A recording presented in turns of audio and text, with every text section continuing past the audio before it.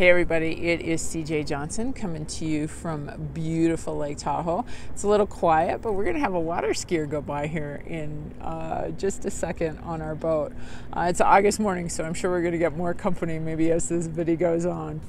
Wanted to talk a little bit more about those 3 tips that I shared with you in terms of recovery.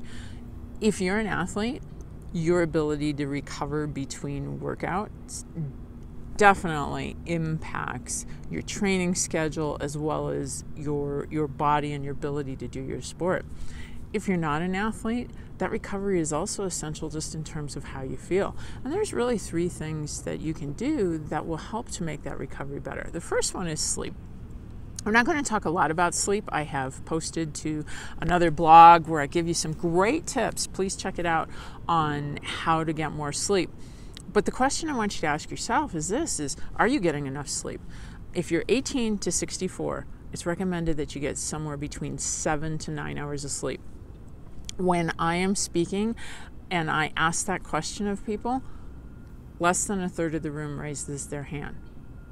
The second thing are baths. I kind of fell into this one on accident. I ski and I love to ski, but I get really cold when I'm outside. So what I found myself doing when I got home from the ski hill is I'd make this nice warm tub and I'd throw in some Epsom salts with an essential oil. I like lavender. I have a blend called Unwind that I really like that makes me feel great. And I throw those in the tub and I get into the tub and my body got warm. Well, not only did I find that my body was getting warm from that, I found that my muscle soreness was less and less and less. So even in the summertime, I've continued that habit of taking baths and using those Epsom salts with that warm water. I don't use hot water, just warm water. Really makes those muscles feel better and recover after a hard workout. The last thing, and frankly I got to tell you this, it's probably my least favorite thing, is yoga. Again, I picked this up really inside of ski season. I always did a little bit of stretching, but more as an athlete, right? A little bit before, a little bit after. I didn't really have stretching as part of my routine. But the older I got and some of the changes that I saw happening inside of my body, I knew that it was time to add regular stretching in my routine. Kind of came on accident. At the ski area, we have a yoga studio, and sometimes the traffic, especially on the weekends, is just horrific getting out.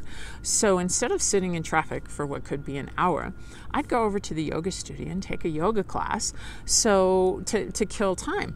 And what I found is as I'm taking this yoga class, it would really free up, especially for me, my hips and my lower back, which tend to pay a pretty big price when you're doing skiing.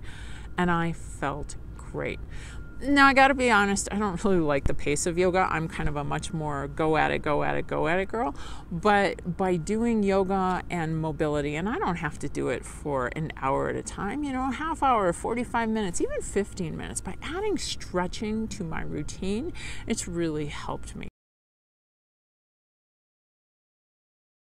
I hope that these 3 tips can help you in your recovery between workouts because, again, I think it's essential for either your performance or how your body feels.